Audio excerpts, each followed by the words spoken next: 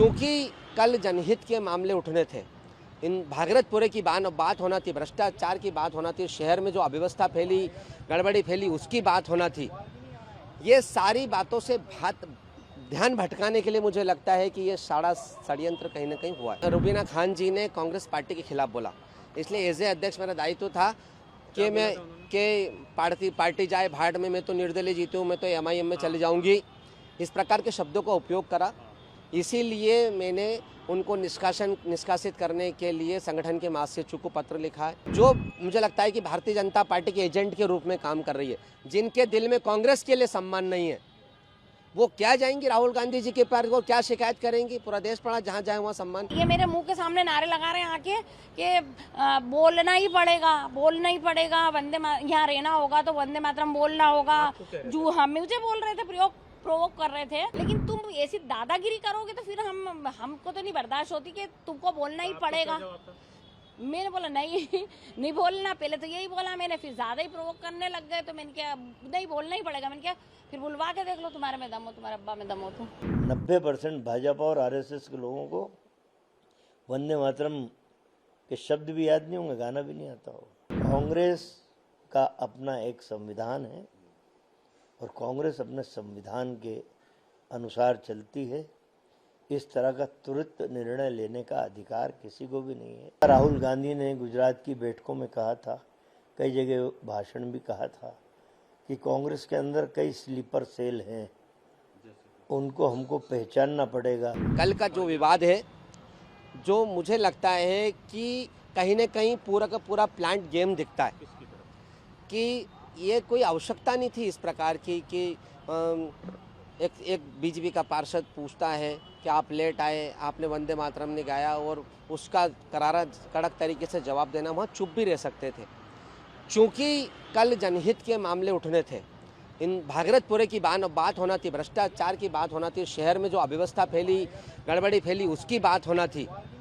ये सारी बातों से ध्यान भटकाने के लिए मुझे लगता है कि ये सारा षड्यंत्र कहीं ना कहीं हुआ है। आपकी क्या मतलब, आपने बर्खास्त भी किया है रुबीना इकबाल खान को, और क्या फौजिया शेख अली पर? देखिए, चूँकि रुबीना खान जी ने कांग्रेस पार्टी के खिलाफ बोला, इसलिए एज ए अध्यक्ष मेरा दायित्व था कि मैं पार्टी जाए भाड़ में, मैं तो निर्दलीय जीती हूँ, मैं तो MIM में चली जाऊँगी, इस प्रकार के शब्दों का उपयोग करा। इसीलिए मैंने उनको निष्कासित करने के लिए संगठन के महासचिव को पत्र लिखा है।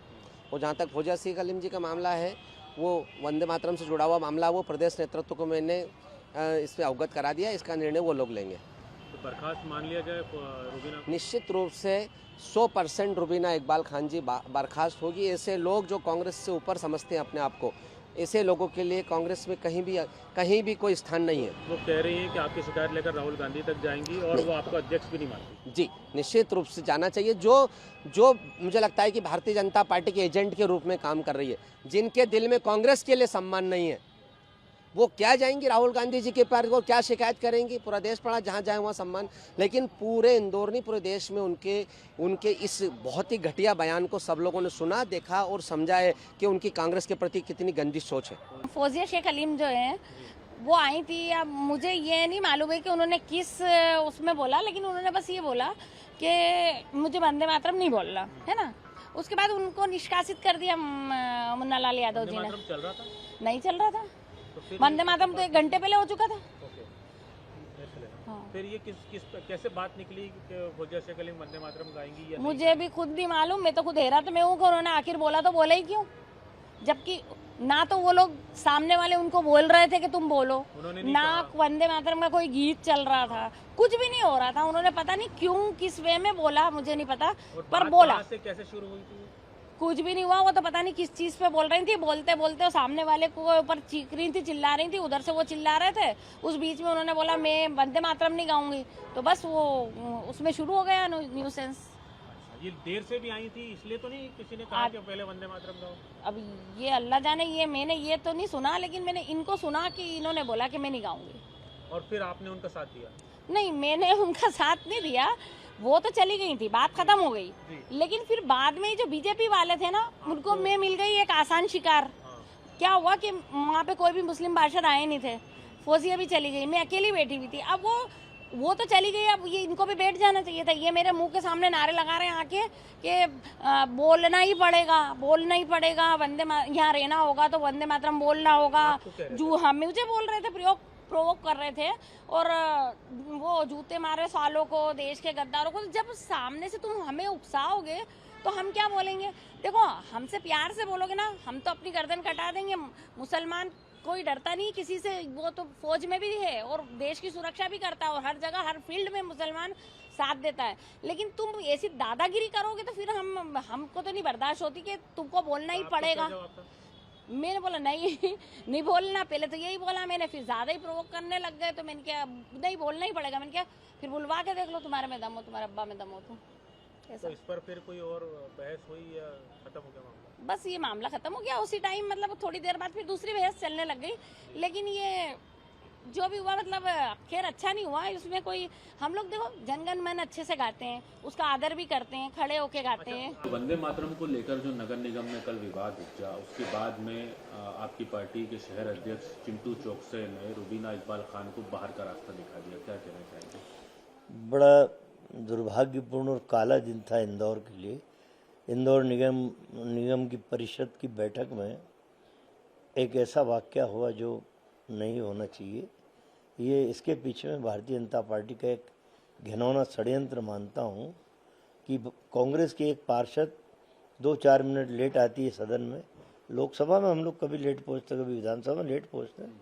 जब वो सदन में आती है तो सीधा एक सवाल दागा जाता है कि आप इसलिए लेट आई हैं कि आपको वंदे मातरम नहीं गाना था। अब आप बताइए कि एकदम से वो बैठ भी नहीं पाए और एकदम से प्रश्न बीजेपी की तरफ से दागा गया। और जब उनका प्रश्न, उन्होंने कहा कि मैं प्रश्न अपना पूछना चाहती हूँ, तो सभापति जी कहते हैं कि पहले वंदे मातरम गाइए।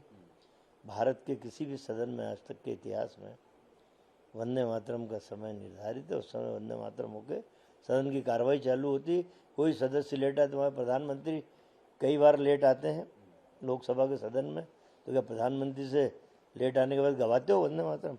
मैं कहता हूँ 90% भाजपा और आरएसएस के लोगों को वंदे मातरम के शब्द भी याद नहीं होंगे, गाना भी नहीं आता हो। लेकिन ये चिंटू चौकसे जो आपके अध्यक्ष हैं, देखिए, मैं बिल्कुल कह रहा हूँ कि कांग्रेस का अपना एक संविधान है और कांग्रेस अपने संविधान के अनुसार चलती है। इस तरह का तुरंत निर्णय लेने का अधिकार किसी को भी नहीं है।